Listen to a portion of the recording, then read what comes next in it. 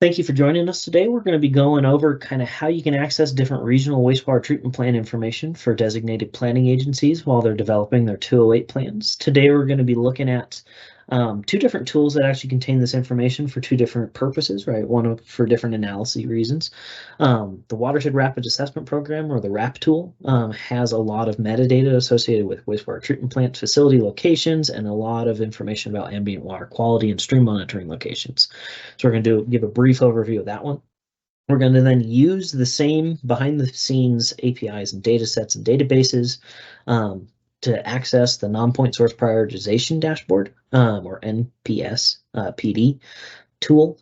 And that one's going to allow us to look at kind of what if I want to prioritize my areas of interest based on future climate conditions, or trends in current climate or current conditions.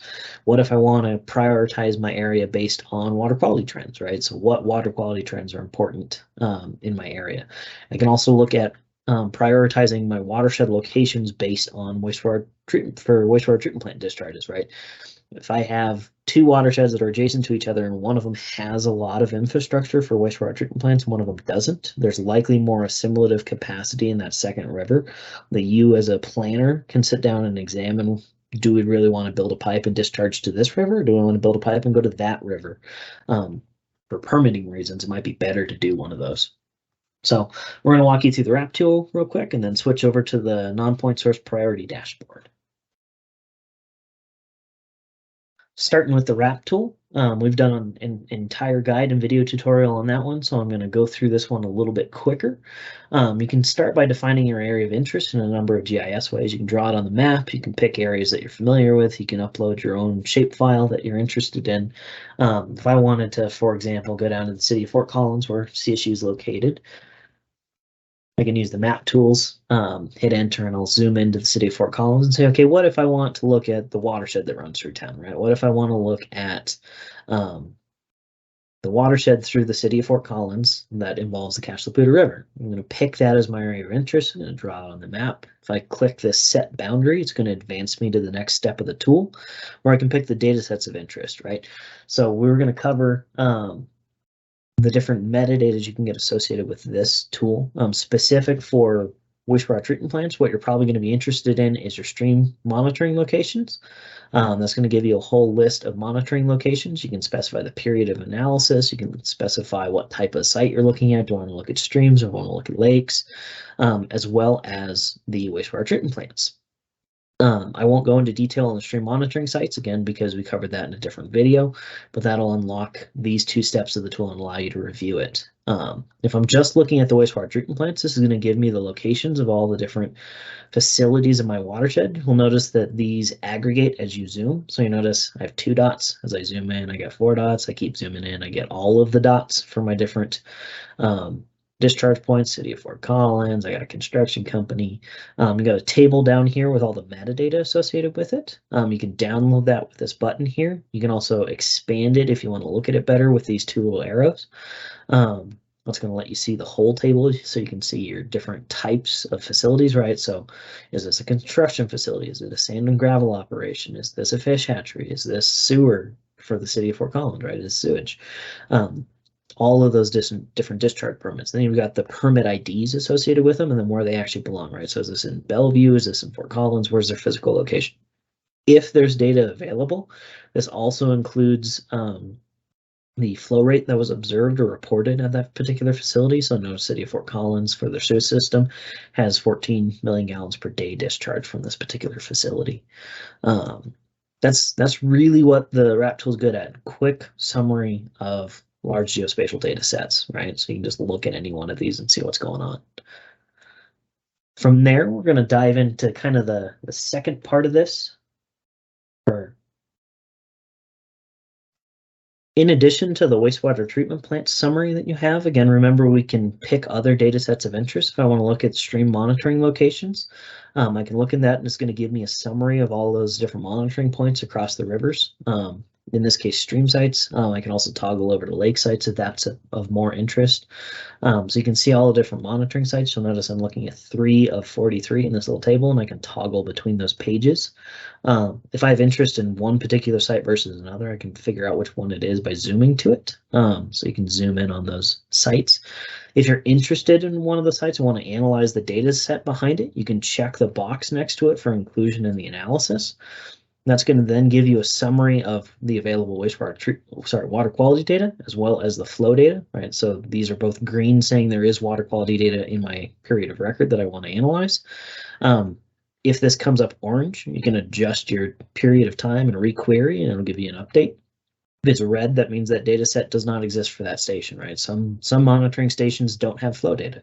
Some monitoring stations don't have water quality data. Sometimes they have both, sometimes they don't. It just varies based on USGS and EPA why they're monitoring that particular location. Once I check this, you'll notice that the wrap tool unlocks the next 2 steps in the tool. The first one is an overview of water quality data, right? So it's going to start off with just, this is a summary of the data at this site, right? I've got 143 dissolved silver samples. I got 24 dissolved aluminum samples. I've got, going down, I got 140 temperature samples, 143 pH samples. And you can look at the raw data, right? If I want to just see the big old data set of what is this site recorded since this date and that time for this parameter, that value, those units. You can also pick an analyte of interest or a parameter of interest and say, maybe I'm interested in just dissolved aluminum. And that'll give you a nice interactive time series, right? So you got some on hovers that you can interact with. You can click and drag on the graph to zoom into a period and just overlook just a handful of it. Reset your zoom. These graphs will download as images. They'll download as files of data, right? CSV files, Excel files, whatever you want to analyze off screen. Is it useful in a report, or do you want to do something more with it? You can also check whether you want to include some of these data points, right? I can turn them off. Maybe I've got supplemental knowledge that I know that a semi crashed into the river and dumped a bunch of stuff that messed up the aluminum measurement on that day, right? You can choose to include or exclude those points based on kind of that professional judgment side of it for inclusion in the graphs. Similarly, the flow data section is going to have that flow summary for the sites that you select. Again, you can zoom in on the hydrograph, the watershed summary, flow summary for that particular station. These are all interactive. Again, you can download them as images. You can download the raw data behind it. You can go look for some supplemental graphs. On the flow side of it, we also calculate non-exceedance probability based on discharge, or CDF curve, as some of you are familiar, cumulative distribution function. So you can look at that as it changes over time.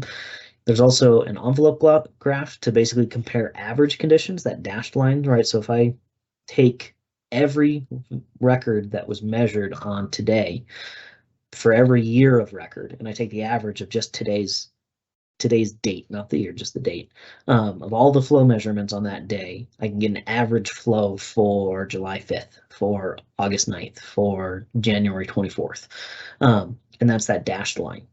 If I want to look at the most recent year on record, in this case, it's going to be 2023 for this particular site. Some sites go out of commission, and the most recent year on record is going to be 1970, right? They stopped monitoring it. But you can compare this year's conditions, the solid blue line, against this gauge's average conditions, the dashed line. So you notice this year started off below average, got right up in the middle of pretty average, and then it's starting to drop again to below average with a little bit of a curve coming back up over here in the last few days. Additionally, you can also pick other data sets of interest. You can look at things like summarizing your stream segments, right? I want to look at the designated uses of the stream segments in my watershed. That's very important for permitting of wastewater treatment plants, right? Are you going to mess up the water quality on that stream segment for its designated use if you start discharging different things into it? Or do you need to pay attention to recreation status of different stream segments or water supply status? So you can look at all of the different statuses for these segments. So segment 21A is this list of locations. It's so many acres big because that particular segment is reservoirs and lakes. Keep scrolling, you'll find one of these. This is the main stem of the Cache-la-Poudre Lake or River from Prospect Road to Box Elder Creek. So you can go find that on the map, and you can look for 12A. Looks like 12A is a light green. That's probably right in here. Zoom in and I'll find my little 12A guy. Right there, 12A. And you'll see that it's almost a mile long that I've got so far, and it is fully supporting its agricultural and aquatic use life. It has no supported uses on recreation. It's not designated for it, and it's not applicable for water supply use over there. So you can get these kind of summaries out of it, or any other relevant data set that you want to interact with. So moving next to our next dashboard, we're going to look at the Nonpoint Source Priority Dashboard. You'll notice that this one's got a little disclaimer. It's still under production, so there's new data sets being pulled into this and automated all the time. So there's just a development question, a little overview of its purpose. This one's going to look and feel real similar to the RAP tool. Basically, you start off by defining a region of interest and then analyzing what's in the data sets within that region. So again, if I want to go down to City of Fort Collins, I can zoom in using my map tools and say, okay, what do I want to analyze? I want to analyze the watershed around Fort Collins. Maybe I want to look at just the Poudre River, right? The Cache the Poudre River that goes through town. I don't want to analyze that one. Or maybe that's too big. Maybe I only want to look at stuff just in Fort Collins, and I will look at the next watershed size smaller. And I only want to look at the watershed that's on the north end of Fort Collins, or maybe the one that's on the south end. You can pick whatever your area of interest is in a number of different ways, right? You can draw it on the map, you can pick a known boundary, same as all the RAP interfaces, or define your own, right? Upload your own layer. From there, what you can do is specify your subunits, right? So what area smaller than this do I want to prioritize based on, right? Do I want to look at, say, Huck 12 watersheds that exist within this Huck 10 watershed and say, okay, I want to find the one of those that is most appropriate for another discharge location, the one that's most appropriate for new development, the one that's most appropriate for whatever is interesting. Picking that is going to give you this nice big summary. It's going to update the map, right? So you'll notice that it draws those Huck 12 watersheds. This is interactive on it on the map, so you can see which one is which. If you click one of them, it'll highlight which row this is in, right? So I click Horsetooth Reservoir, it's going to highlight Horsetooth Reservoir for me. So if I have a big area that I'm analyzing and I have 400 of those in there, I can quick link between the map side of it and the table side of it. But this is going to give you an overview of available data characteristics for these watersheds, right? So Horsetooth Reservoir is 94% natural land cover. It's got a population density. It's got how many mining features and so on, right? There's a lot of different pieces of data that are in this data set. What I want to highlight, though, is in the next section.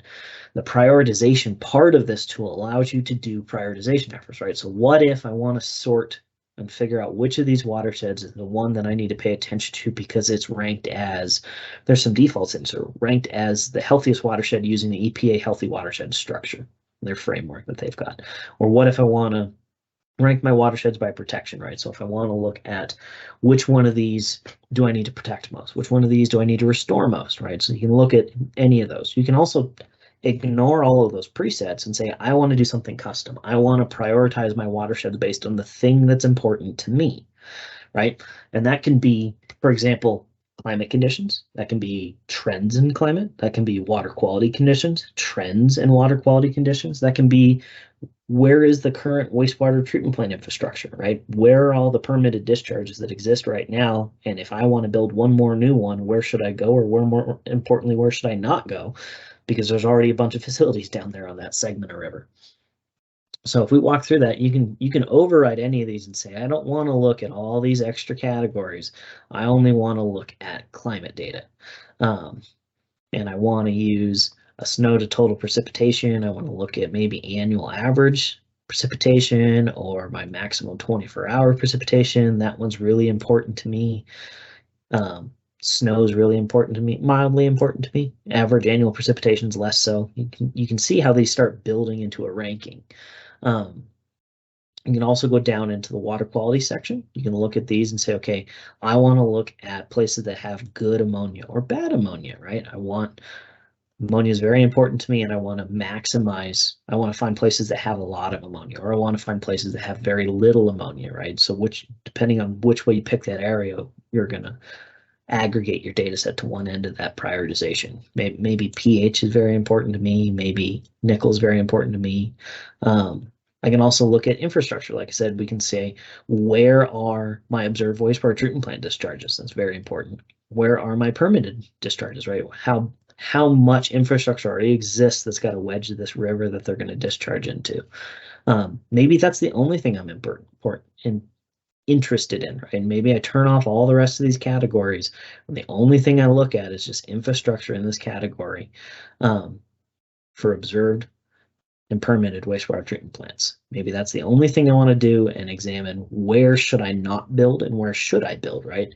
I want to minimize where these exist to prioritize a watershed that doesn't have a lot of this infrastructure in it. And I can turn off all the rest of these and look at it. Before we run that example, that concrete scenario, so to speak, I want to cover how you're going to look at some of the other trends in water quality. Trends in climate, trends in water quality, and then we'll dive into the actual output of running the prioritization for a watershed for wastewater treatment plants. You can do this for any of these topics, right? It's all customizable. You'll notice in addition to the upper part here that actually has climate and water quality, there's a section at the bottom here for climate change and hydrologic change and water quality change, right? So if I wanted to look at these, this is what if I look in a trend at current conditions, right? What was annual precipitation this year and last year and the year before that and the last 20 years? Is there a trend line that I can fit to that annual precipitation is decreasing by 5%, right? For example, maybe it is. Maybe I want to look at that data set. Maybe that's very important to me, and I want to look at which areas are getting affected worse by changes in precipitation, which areas are getting wetter, which areas are getting drier based on trends in historic climate conditions. You can do the same thing for water quality, right? Where is my water quality stable, right? Where is it in good shape and it's not getting worse? Or maybe I want to look at where is it bad and getting worse quickly, right? That's a very important. I need to go put some infrastructure, some boots on the ground. Let's go get a project in there to save that water body that's getting too polluted.